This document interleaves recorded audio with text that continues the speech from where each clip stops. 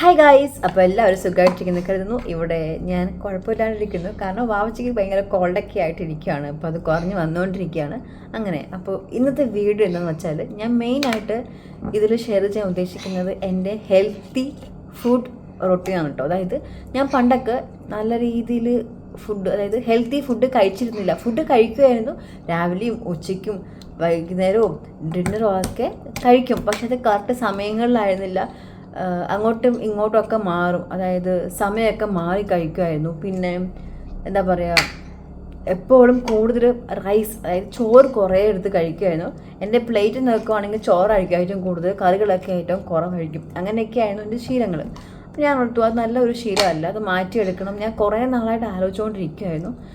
അതും അതായത് ഒരു ശീലം മാറ്റിയെടുക്കാൻ നമുക്ക് പെട്ടെന്ന് പറ്റില്ലല്ലോ, അത് പതുക്കെ പതുക്കെ നമുക്ക് ചെയ്യാൻ പറ്റുള്ളൂ. പക്ഷെ നമുക്ക് എന്തായാലും മാറ്റിയെടുക്കാൻ പറ്റുമെന്ന് എനിക്കിപ്പോൾ മനസ്സിലായി. കാരണം ഇത് ഞാൻ ഒരു മാസമല്ല, ഏകദേശം 1.5 മാസത്തോളമായി ഞാനിപ്പോൾ ഇത് കണ്ടിന്യൂസ് ആയിട്ട് പോയിക്കൊണ്ടിരിക്കുന്നത്. അപ്പം ഇങ്ങനെ ചെയ്യുമ്പോൾ ഉണ്ടല്ലോ നമുക്കും കുറച്ച് പോസിറ്റിവിറ്റി കിട്ടും. അതായത് നമ്മുടെ ലൈഫിൽ നമുക്ക് തന്നെ നമ്മൾ തന്നെ ഇഷ്ടമായി കൂടുതൽ തുടങ്ങും.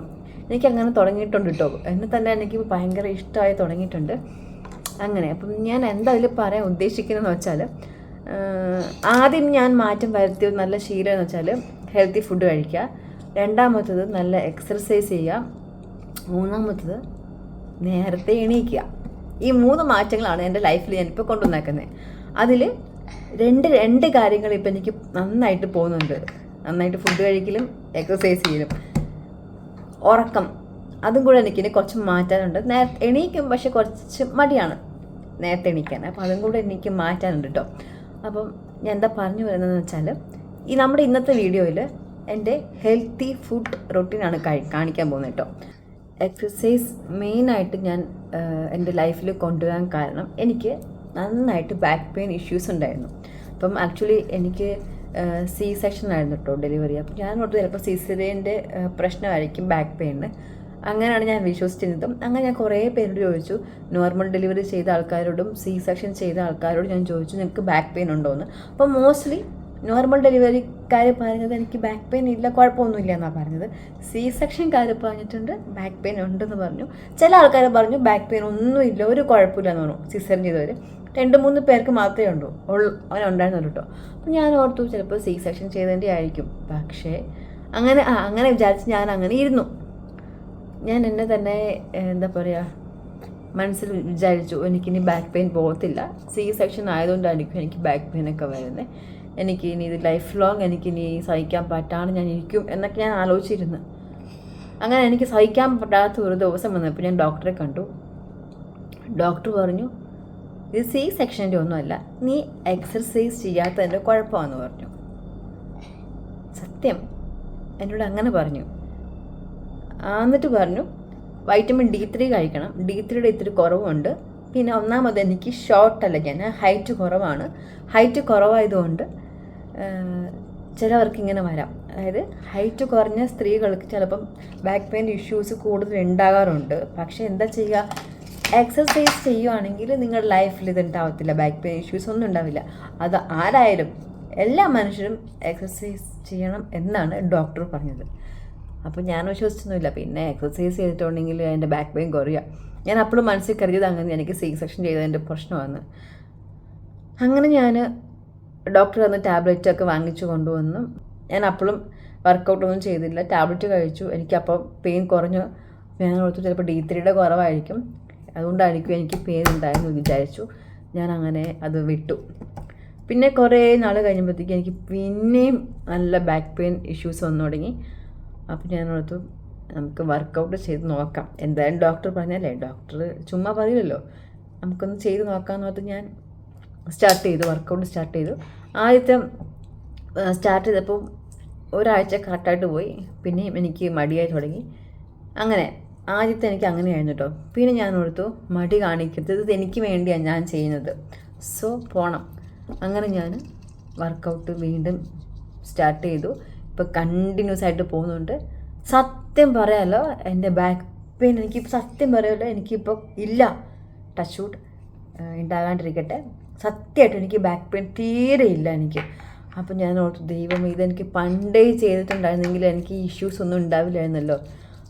എനിക്കൊരു എന്താ പറയുക, ഒരു എനർജി ഫീൽ ചെയ്യുന്നുണ്ട്. എന്തോ രാവിലെ എണീറ്റിട്ട് ഇപ്പോൾ ജിമ്മിലൊക്കെ പോയിട്ട് കാണിക്കാം, വർക്കൗട്ടൊക്കെ ചെയ്തിട്ട് വന്ന് ഫ്രഷ് ആയിട്ടൊക്കെ ഇരിക്കുമ്പോൾ ഉണ്ടല്ലോ നല്ലൊരു പോസിറ്റീവ് ഫീൽ കിട്ടും.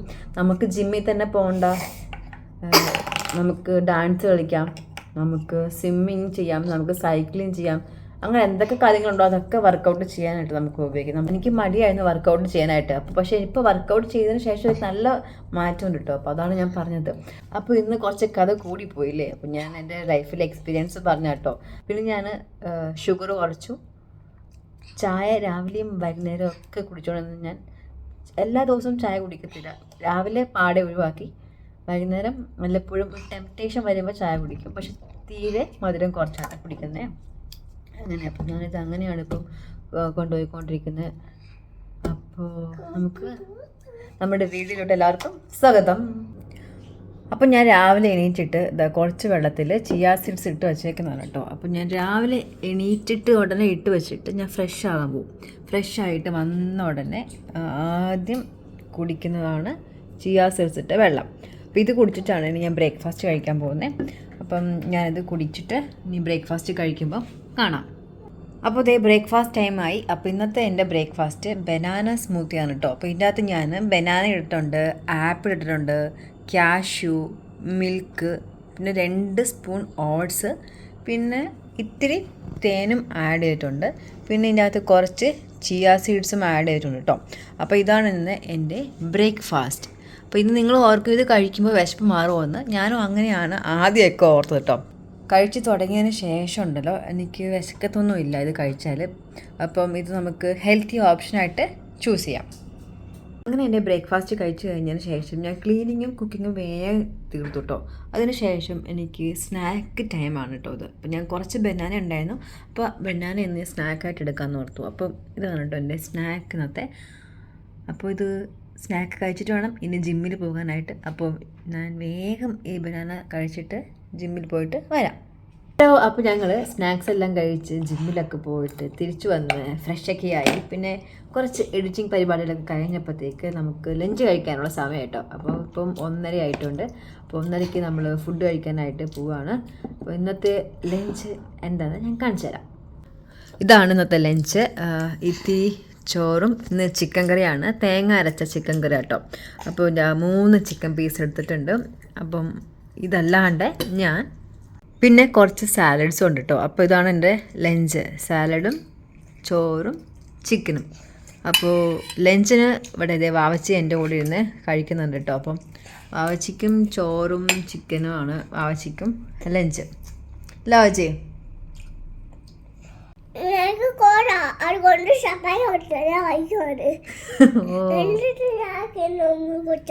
ഉറങ്ങാൻ പോകണോ കഴിച്ചിട്ട്? ഓക്കെ, എന്നാൽ കഴിച്ചോളൂ.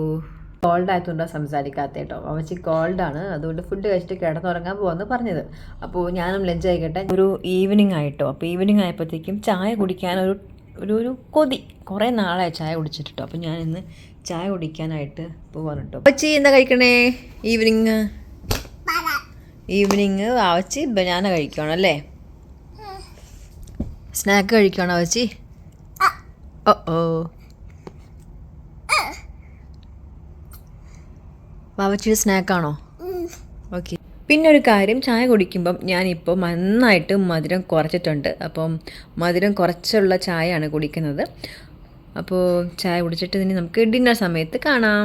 അപ്പോൾ ഇതേ ഡിന്നർ കഴിക്കാനുള്ള സമയമായിട്ടോ. അപ്പോൾ ഇപ്പോൾ 7:30 ആയിട്ടുണ്ട്. അപ്പോൾ നമുക്കിനി ഡിന്നർ കഴിക്കാം. അപ്പോൾ ദേ വാവച്ചി അവിടെ ഡിന്നർ കഴിച്ചുകൊണ്ടിരിപ്പുണ്ട്. വാവച്ചി ഓൾറെഡി സ്ഥലം ബുക്ക് ചെയ്തു അല്ലേ വാവച്ചി? ഓക്കെ, അപ്പോൾ ഞാൻ ഇന്ന് എന്താണ് ഡിന്നർ എന്ന് കാണിച്ചു തരാം. അത് ഡിന്നർ എനിക്ക് എഗ് സാൻഡ്വിച്ചാണ്.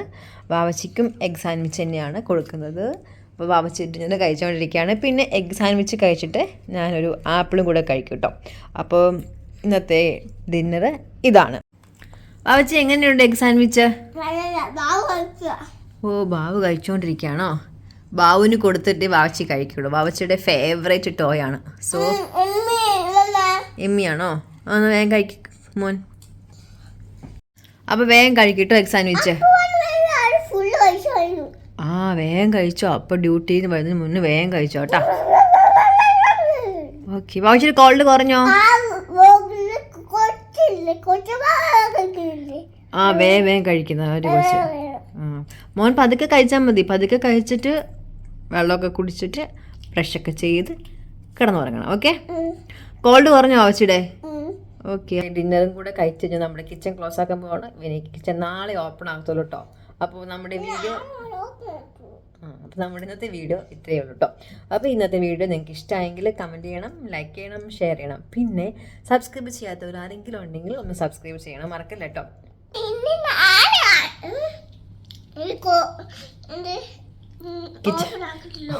കിച്ചൺ ഓപ്പൺ ആക്കണത് അല്ലേ?